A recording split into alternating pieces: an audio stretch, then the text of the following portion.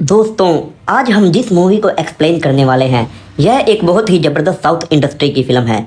इसकी IMDb rating 7.9 out of 10 है, जो कि बहुत ज़्यादा अच्छी है। अगर आप हमारे चैनल पर नए हैं तो प्लीज़ हमारे चैनल को सब्सक्राइब कर लीजिए, क्योंकि इस चैनल पर हम साउथ इंडस्ट्री की ज़बरदस्त मूवीज़ को ही एक्सप्लेन करते हैं। तो चलिए शुरू करते हैं। फिल्म की शुरुआत में हम एक पोपी नाम के लड़के को देखते हैं, जो घर की छत से एक डिलीवरी बॉय को देख रहा था।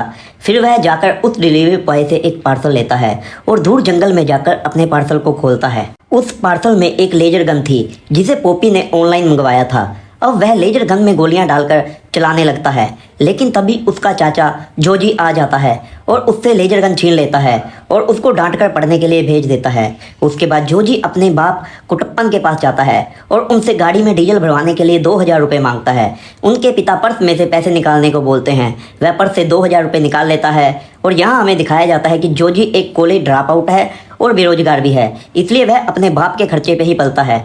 वह घर के नौकर गिरीश को 2000 रुपये देता है और कहता है कि 1500 का डीजल भरवा लेना, बाकी मुझे सिगरेट ला देना। इसके बाद जोजी किचन में जाता है और अपनी भाभी से कुछ खाने के लिए मांगता है। यहाँ पर एक बिंसी नाम की औरत को दिखाया जाता है, जो कि जोजी के भाई जेसन की बीवी है।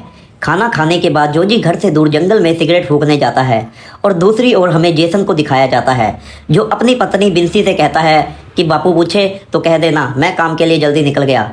फिर हम देखते हैं कि जोजी गहरी नींद में सो रहा है। तभी उसका बाप आकर उसका गला पकड़ लेता है और उसको कहता है कि तुमने मेरे अकाउंट से 8000 रुपये क्यों निकाले।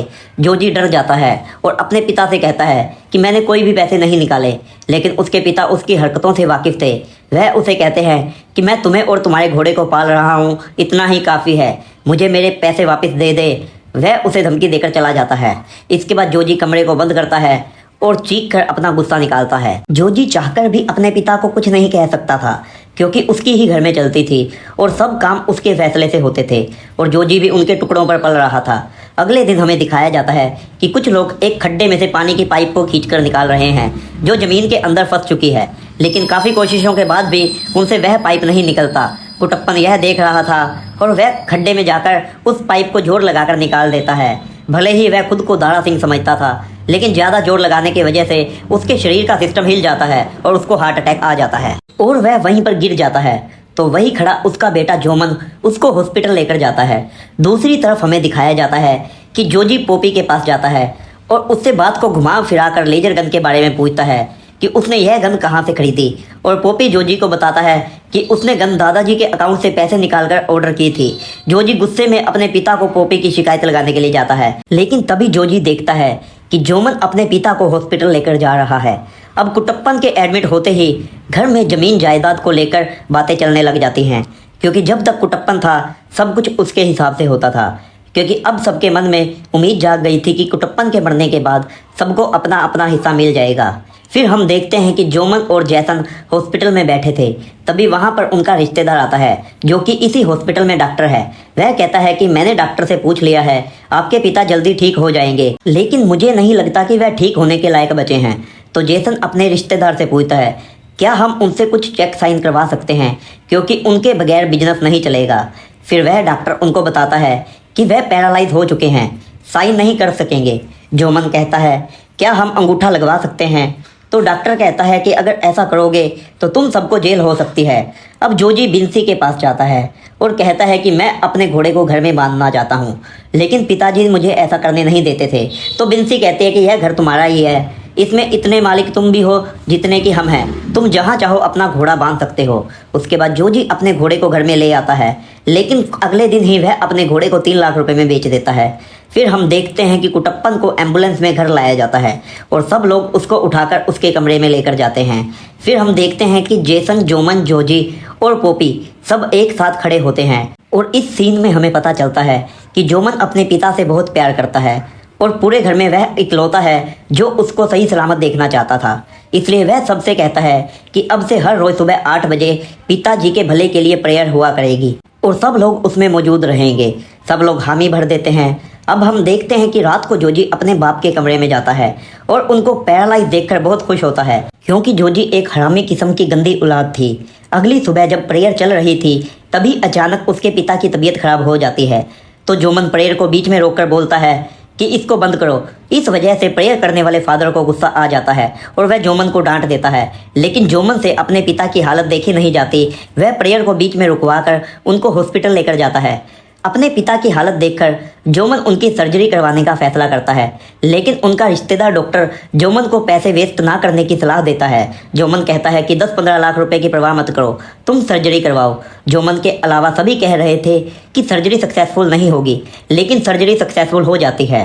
सर्जरी होने के बाद कुटप्पन पहले से बेहतर हो जाता है और कुटप्पन को घर लेकर आते हैं। अब कुटप्पन को व्हील चेयर पर रखा जाता है और कुटप्पन की बॉडी थोड़ा बहुत काम करना शुरू कर देती है। अब इस बात से बाकी घर के लोग दुखी हो जाते हैं। सबसे ज़्यादा दुखी होता है जोजी। उसके तो तोते ही उड़ जाते हैं, क्योंकि वह चाहता था कि उसका बाप मर जाए। फिर हम जेसन को कुटप्पन के पास देखते हैं। वह उनसे एक चेक साइन करने के लिए कहता है और साथ ही कहता है कि अगर आप मुझे अथॉरिटी दें तो मैं आगे से खुद ही चेक साइन कर सकता हूँ। लेकिन कुटप्पन खुद ही साइन कर देता है और जेसन को उसका जवाब मिल जाता है। फिर जेसन कहता है, पिताजी मैंने शहर में ना एक फ्लैट खरीदा है, मैंने उसकी डाउन पेमेंट कर दी है। अगर आप मुझे कुछ पैसे दे दें तो मैं उस फ्लैट की फुल पेमेंट कर सकता हूँ। तो कुटप्पन कहता है कि मेरी सारी गंदी औलाद मेरे मरने का ही इंतजार कर रही थी क्या? बेटा, इसके लिए तुम्हें 20-30 साल और इंतजार करना पड़ेगा। जाओ जाकर मेरे कमरे का पंखा सही करवा दो। इसके बाद जोजी अपने पिता के पास आता है और कहता है कि आप चाहते हैं ना कि हम सभी आपका ख्याल रखें, हम सभी आपका ख्याल रखेंगे, लेकिन आप तो जानते ही हैं मरने के बाद सब कुछ यही रह जाता है, कुछ भी ऊपर नहीं ले जा सकते। यह पैसा धन दौलत सब कुछ मोह माया है। इतना सुनकर ही कुटप्पन जोजी का गला पकड़ लेता है। जोजी का गला दबाकर उसको दूर फेंक देता है।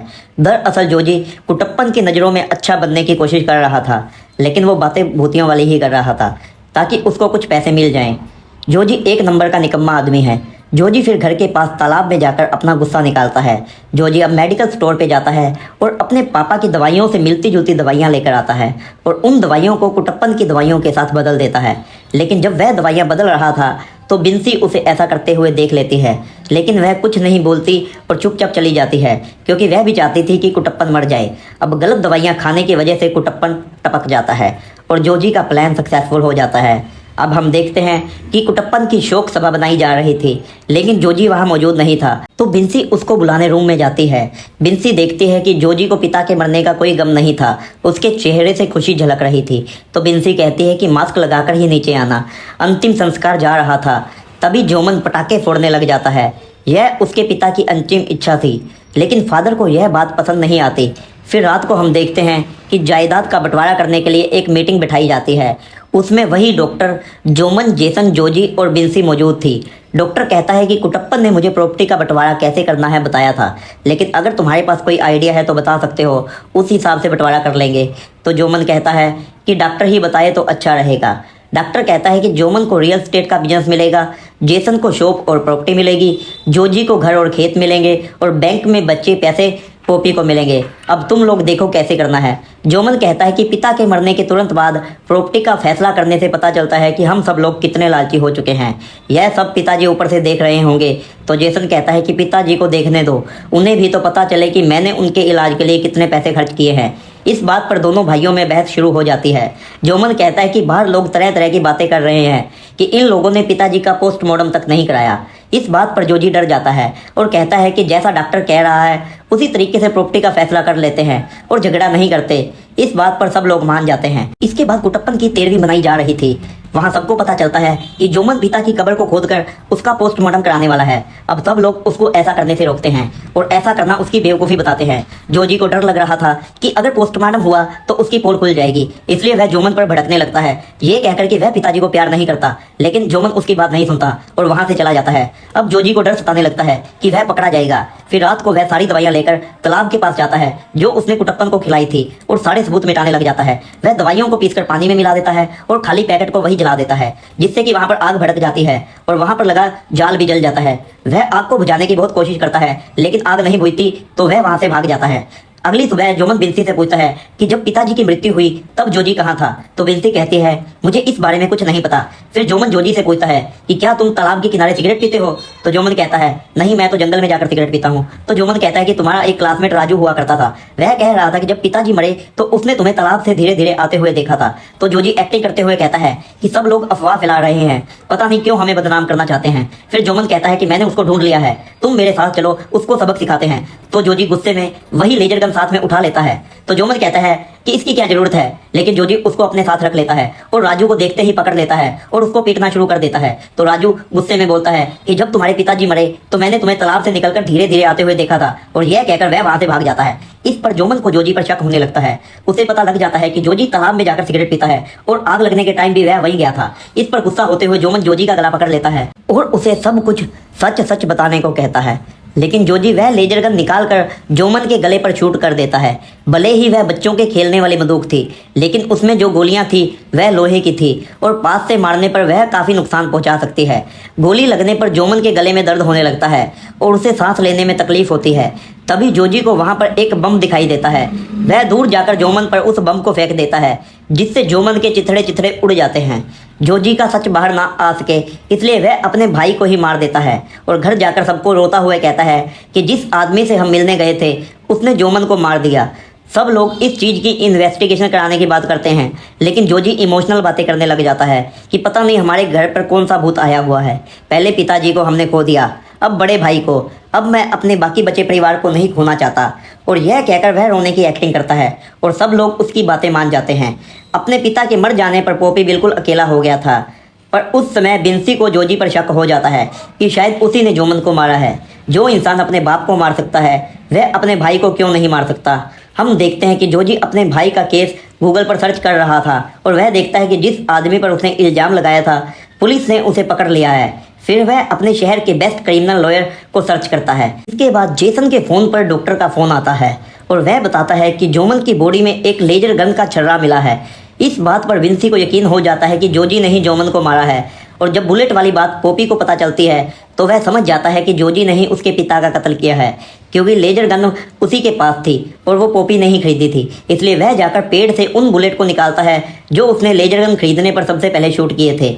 अगले दिन जोजी जब अपने रूम से निकलता है तो वह देखता है कि सारे घर में सन्नाटा फैला हुआ है। फिर वह हॉल में जाकर देखता है कि सब लोग उसको घूर रहे होते हैं।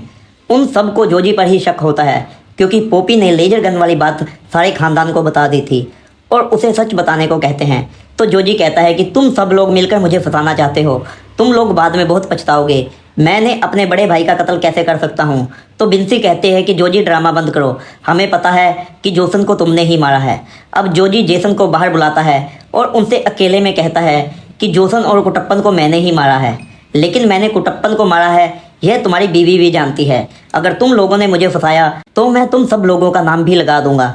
मैं तुम्हारी बीवी का भी नाम ले दूंगा, कह दूंगा कि यह भी मेरे साथ मिली हुई थी।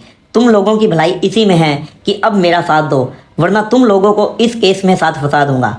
जेसन को जोजी के सारे रंग दिख जाते हैं। वह कहता है कि तुम मेरे गले पर चाकू रख दोगे ना तो भी मैं तुम्हारा साथ नहीं दूंगा। तब जोजी जोर जोर से हंसने लग जाता है और हंसते हंसते अपने कमरे में चला जाता है और फिर जेब से मोबाइल निकालकर सर्च करता है सिर का सबसे कमज़ोर हिस्सा, और फिर वह एक मैसेज टाइप करता है, यह मेरा सुसाइड नोट है, मुझे इस समाज ने मारा है, इस समाज ने मुझे बर्बाद कर दिया है, जाओ जाकर इस समाज को पकड़ लो। और इस मैसेज को वह सभी लोगों को भेज देता है। फिर वह लेजर गन से अपने सिर पर शूट कर लेता है। सभी लोग भागकर उसके कमरे में जाते हैं। वह उसके कमरे से खून निकलता हुआ देखते हैं, लेकिन कोई भी अंदर नहीं जाता। सब पुलिस के आने की वेट करते हैं। फिर हमें दिखाया जाता है कि जोजी हॉस्पिटल में है, वह मरा नहीं है, वह पैरालाइज हो चुका है, सिर्फ उसकी पलकें झपक सकती हैं। वहाँ उसकी स्टेटमेंट लेने पुलिस आती है। एक पुलिस वाला पूछता है, क्या तुम हमें सुन रहे हो जोजी? तो जोजी हाँ में पलकें झपका देता है। फिर पुलिस उसे अपना गुनाह कबूल करने के लिए कहती है। पुलिस कहती है कि अगर तुमने कुछ किया है तो हाँ में पलकें झपका दो, पर जोजी एक बार भी पलकें नहीं झपकाता और मूवी यहीं पर ख़त्म हो जाती है। तो इससे हमें पता चलता है कि जोजी एक बहुत ही बेवकूफ़ किस्म का इंसान था।